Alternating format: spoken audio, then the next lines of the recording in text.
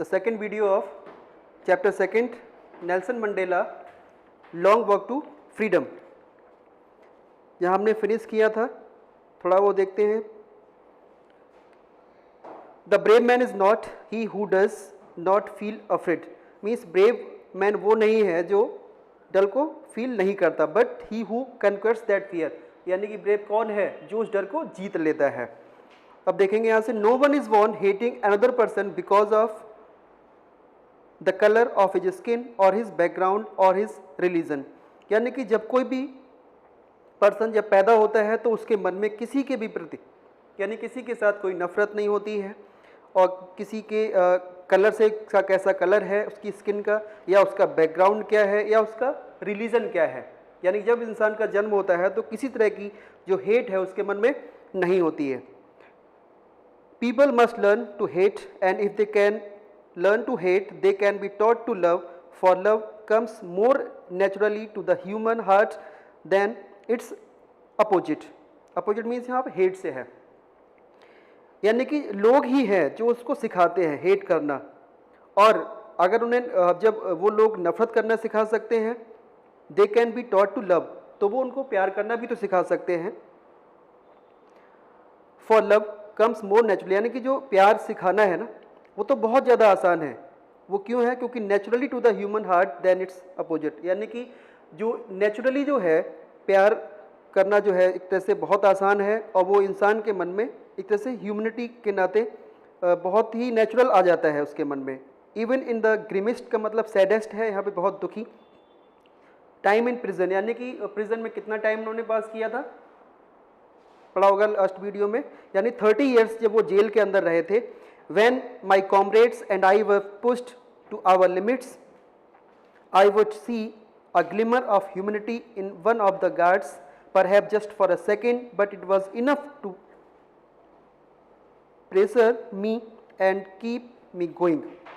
यानी कि जब वो जेल के अंदर थे तो उस समय उनके जो कुछ साथी थे तो उनको बहुत ज़्यादा पुश टू अवर लिमिट्स का मतलब यहाँ पे क्या है? टॉर्चर किया जाता था उनको.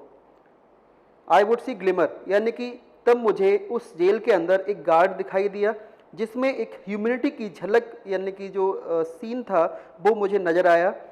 Perhaps just for a second, चाहे भले एक सेकेंड के लिए हो, but it was enough to pleasure me and keep me going on. और उस ह्यूमनिटी जो थी उस गार्ड के अंदर जिसने मुझे उस लड़ाई किस चीज़ की? फ्रीडम की, जिसमें काफ़ी ज़्यादा हेल्प की थी.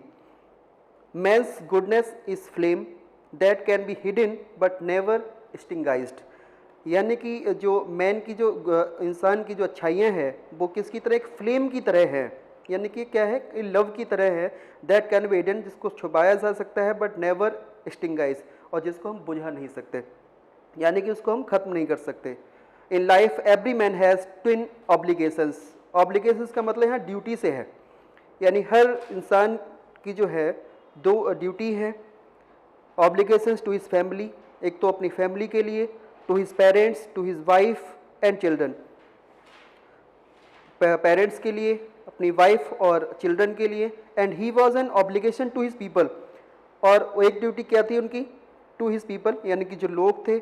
हिज कम्युनिटी, उनकी कम्युनिटी में. हिज कंट्री, और उसकी कंट्री में. यानी कि जो दो ड्यूटी बताई गई हैं उस कम्युनिटी में रहने वाले लोग और उस पूरी कंट्री के लिए. In a civil and a human, civil means यहाँ पे नॉर्मल, ह्यूमन मीन्स एक तरह से good people. Society, each man is able to fulfil those obligations according to his own inclinations and abilities. यानी कि हर इंसान जो था उन ड्यूटी को अकॉर्डिंग बिहेवियर, अपनी एबिलिटी के अनुसार कंप्लीट करने में एबिलिटी रखता था. But in a country like South Africa, लेकिन जिस कंट्री में वो रहते थे साउथ अफ्रीका में, it was almost impossible for a man of my birth and colour to fulfil both of those obligations. और जिस कंट्री में मेरा जन्म हुआ था तो उस समय एक मैन के लिए एक तरह से इम्पॉसिबल था. कब? जब उनका जन्म हुआ था, और जैसा उनका कलर था यानी कि ब्लैक थे, तो उन ड्यूटीज़ को पूरा करना बहुत ही असंभव सा था. In South Africa, a man of colour who attempted to live as a human being was punished and isolated. यानी कि जब उनके जन्म के समय बताते हैं वो कि अ मैन ऑफ कलर का मतलब यहाँ पे ब्लैक मैन से है. जिसने अटेम्प्ट किया to live as a human being, एक ह्यूमन बीइंग की तरह, पनिश्ड, जिसको पनिश किया जाता था, एंड आइसोलेटेड, और क्या कर दिया जाता था, उनको अकेला कर दिया था, यानी कि alone.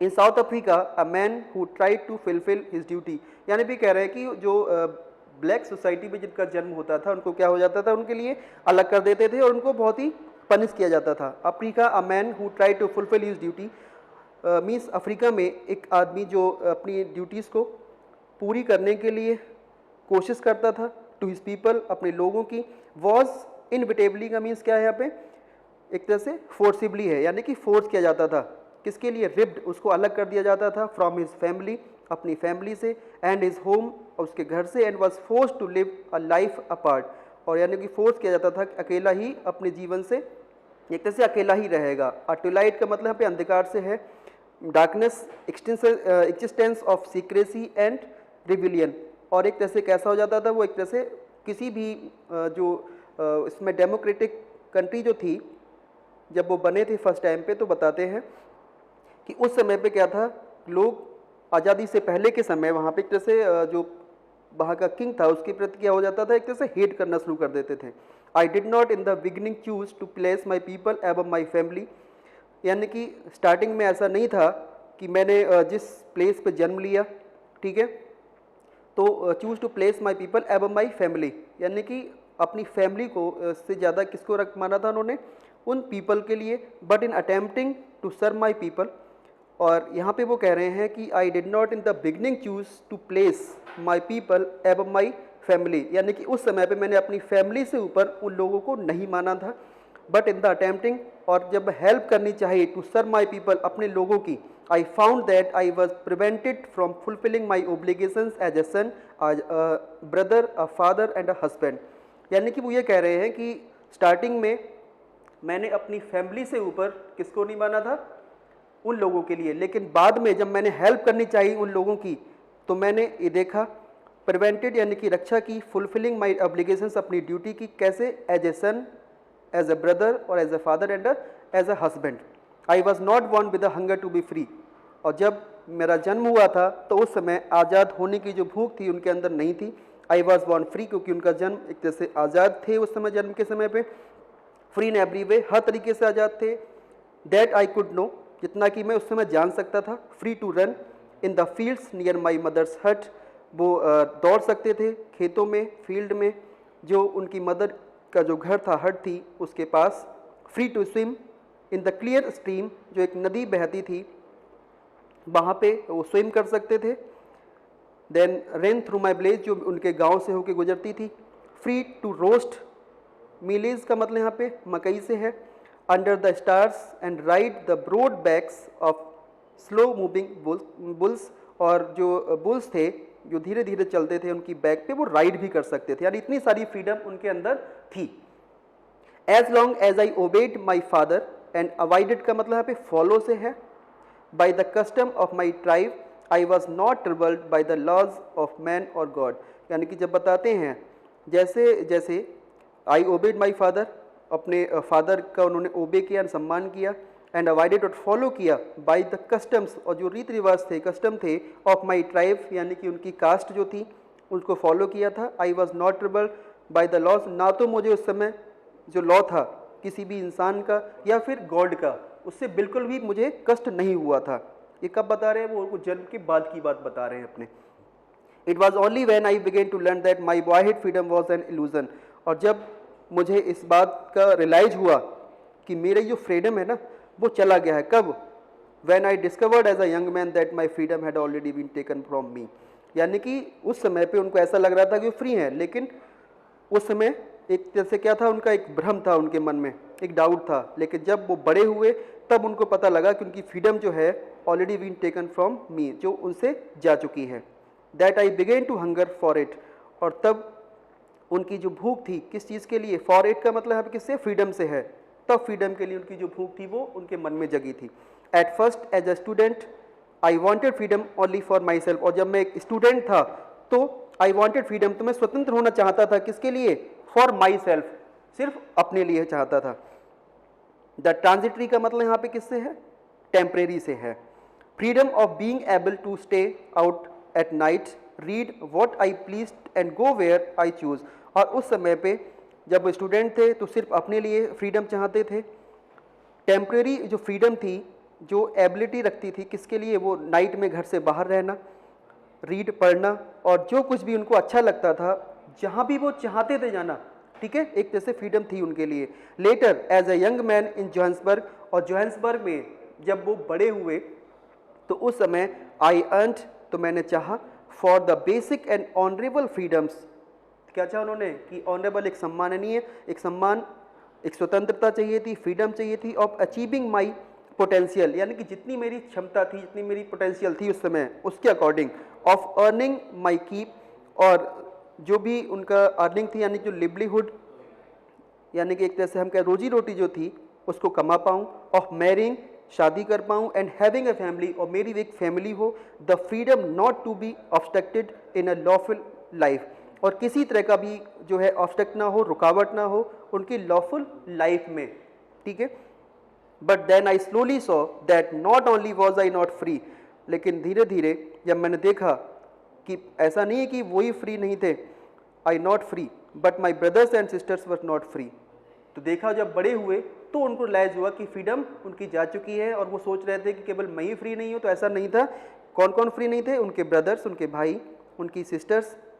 I saw that it was not just my freedom that was curtailed but the freedom of everyone who looked like I did, यानी कि वो कहना चाह रहे हैं यहाँ पे कि जब उन्होंने देखा कि ये फ्रीडम सिर्फ मेरी ही नहीं थी, that was curtailed, जो कम हो गई थी, लेकिन जो फ्रीडम थी हर किसी की भी, everyone who looked like I did, यानी कि जो लोग ब्लैक दिखते थे, ठीक है, तो वो सबके लिए एक जैसा बता रहे हैं कि जो लोग ब्लैक दिखते थे उनके लिए उनकी जो फ्रीडम थी वो एक तरह से कम हो गई थी। दैट इज का मतलब उनकी पार्टी जो थी African National Congress, when I joined, जब उन्होंने ज्वाइन की, and that is when the hunger for my own freedom became the greater hunger, और जब अफ्रीकन नेशनल कांग्रेस पार्टी को उन्होंने ज्वाइन किया तो उनकी जो हंगर थी फ्रीडम की वो और भी ग्रेटर यानी कि बढ़ गई थी।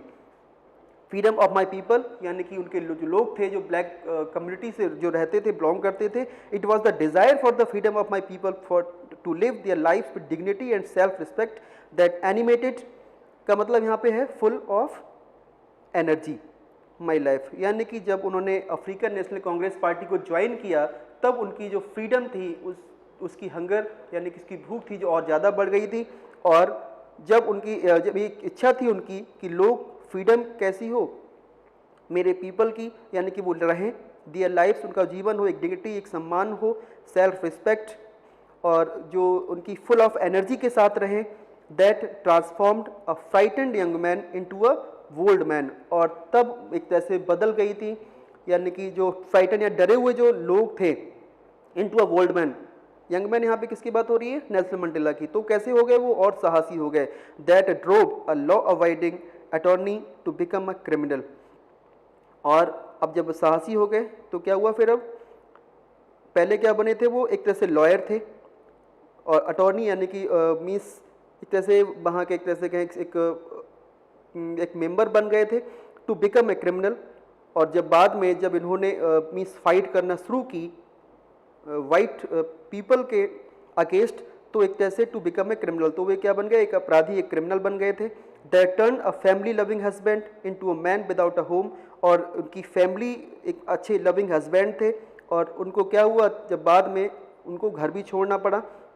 That forced a life loving man to live like a monk, और एक अच्छी लाइफ जो उनकी थी, लाइफ लविंग मैन थे, वो किस में बदल गई थी? एक साधु के रूप में। यानी हम कह सकते हैं कि जब यंग मैन जब बड़े हुए और जब उन्होंने अफ्रीकन नेशनल कांग्रेस पार्टी को ज्वाइन किया, उसके बाद उनकी भूख और बढ़ गई, और उन्होंने जब देखा कि लोगों में एक डिग्निटी और सेल्फ रिस्पेक्ट के साथ जो लाइफ होनी चाहिए, उसके लिए उन्होंने काफ़ी फाइट की। और अब जो एक अच्छे मीन्स लविंग हस्बैंड थे, अब उनको जब फाइट की तो उनको अपना घर भी छोड़ना पड़ा, और फिर वो कैसे हो गए थे? एक मोंक, एक साधु, एक सन्यासी की तरह हो गए। I am no more virtuous और self sacrificing than the next man. ऐसा नहीं था कि वो मीन्स वर्चुअस यानी कि उनके अंदर कोई ह्यूमिलिटी नहीं थी, और सेल्फ सेक्रीफाइसिंग या जो सेल्फ सेक्रीफाइस कर सकते थे अपनी फैमिली के लिए, कि वो नहीं था। बट आई फाउंड, लेकिन क्या कहते हैं, I could not even enjoy the poor and limited freedoms.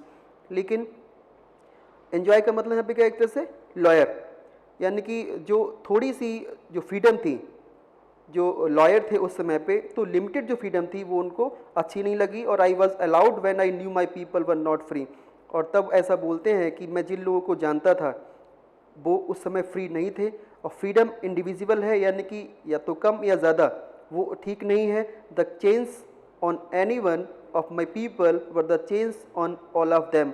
तो क्या है, वो सभी भी एक तरह से उसके गुलाम बन गए हैं, चेन है, सभी लोग जितने भी थे। The चेंस on all of my people were the चेंस on me. और ठीक उसी तरह से वो लोग भी जो मेरे साथी थे, जो ब्लैक कम्युनिटी से बिलोंग करते थे, वो ठीक उसी तरह से चेन में थे मेरे साथ। I knew that the oppressor must be liberated just as surely as the oppressed. Oppressor का मतलब यहाँ पे जो मीन्स अत्याचार करते थे उनके ऊपर, वो भी, और जो ऑपरेस्ड यानी कि अत्याचारी हो गए थे, किससे, liberated just as surely as the oppressed, जिनको वो जानते थे। A man who takes away another man's freedom is a prisoner of hatred. एक ऐसा मैन जिसको ले जाता है एक दूसरा आदमी, वो भी क्या है, मैन की फ्रीडम है, is a prisoner of a hatred. तो वो भी क्या एक तरह से कैदी बन गया था किस चीज़ का, यानी कि जो अत्याचार कर रहा है वो भी क्या है उस समय पे, उसके अंदर भी फ्रीडम नहीं है, तो वो भी क्या है एक तरह से एक जेल की तरह है, वो भी एक तरह से जेल में बंद है। He is locked behind the bars of prejudice and वोरो।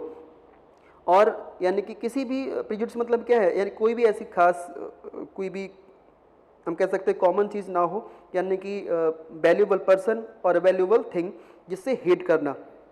Locked behind the bars of prejudice and narrow mindedness, यानी कि जो लोग किसी पर भी एक्सप्लॉइटेशन कर रहे हैं या जो एक्सप्लॉइट हो रहा है, वो दोनों ही लोग क्या हैं उस समय पे अंडर फ्रीडम नहीं है, ठीक है, मीन्स उनकी आज़ादी नहीं है। I am not only true free if I am taking away someone else's freedom just as surely as I am not free when my freedom is taken from me। तो वे कह सकते हैं I am not truly free means वास्तविक रूप से मैं free नहीं हूँ। I am taking, मैं ले रहा हूँ away someone else's freedom, कि जिसकी भी आज़ादी ले रहा हूँ मैं, just as surely, तो एक श्योरिटी के साथ वो कह सकते थे I am not free, और मैं तब तक फ्री नहीं हूँ when my freedom is taken from me, जब तक जो है मेरी आज़ादी मुझसे ली जाती है। द ऑपरेस्ड, यानी कि जिसने भी जुल्म किया हो, उसने अत्याचार किया हो, एंड द ऑपरेशर, और जो क्या कर रहा है यहाँ पे, थोड़ा सा भी कष्ट दे रहा है, अलाइक, एक जैसे हैं दोनों, are robbed of their humility, जिसमें दोनों में भी ह्यूमिलिटी नहीं है, यानी कि जो एक्सप्लॉइट कर रहा है उसके अंदर भी ह्यूमिलिटी नहीं है, और जो ऑपरेशर है, जो अत्याचार जिस पे हो रहा है, वो दोनों ही क्या हैं, एक तरह से रॉब्ड यानी लूटे गए हैं, किससे, उनकी ह्यूमिलिटी से। तो यहाँ पे एक तरह से एक कॉमन जो बिहेवियर था लोगों का वो उन्होंने बता दिया, यानी कि एक्सप्लॉइट जो कर रहा है वो भी, और इस पे एक्सप्लॉइटेशन हो रहा है, वो दोनों ही लोग एक जैसे ही है, और दोनों की जो फ्रीडम है वो एक तरह से वो खत्म हो चुकी है। तो इस चैप्टर में 4-5 लाइन्स का मैं लास्ट वीडियो में बताया था कि 4-5 लाइन्स का एक पैराग्राफ होगा, उसमें आपको 4 ऑप्शंस दिए होंगे, और 4 ऑप्शंस में जो मीनिंग है, ठीक है, हार्ड मीनिंग्स में भी जो हो उनको अंडरलाइन करिएगा, और उसके बाद में आप उसको फिल करके देखिएगा। तो ये सेकंड चैप्टर जो था Nelson Mandela, it is now finished, and revise the question answer. जैसे फर्स्ट ही क्वेश्चन देखिएगा, लिखा है why did such a large number of international leaders attend the inauguration, what did it signify the triumph of. कि मैंने बताया था कि जब अफ्रीकन नेशनल कांग्रेस पार्टी को ज्वाइन किया था और जब पहले ब्लैक प्रेसिडेंट बने थे, तो ब्लैक प्रेसिडेंट बनने से पहले वो इंटरनेशनल लीडर क्यों आए थे वहाँ पे, वो इसलिए आए थे क्योंकि एक तरह से पहले क्या थे, एक तरह से क्रिमिनल थे, वो जेल के अंदर बंद रहे थे, और ठीक है, तो उनको क्या था, पहले सम्मान देने के लिए वो लोग वहाँ पे आना इनॉग्रेशन पहले शुरू कर दिया था। तो what did it signify the triumph of, किस तरह की जीत थी उन लोगों के लिए। तो यहाँ पे पहले ही पैराग्राफ में आपको सब आंसर्स मिल जाएंगे, ठीक है, with the reference, with the any help of book you can read the answers and learn carefully. Thank you and have a nice day.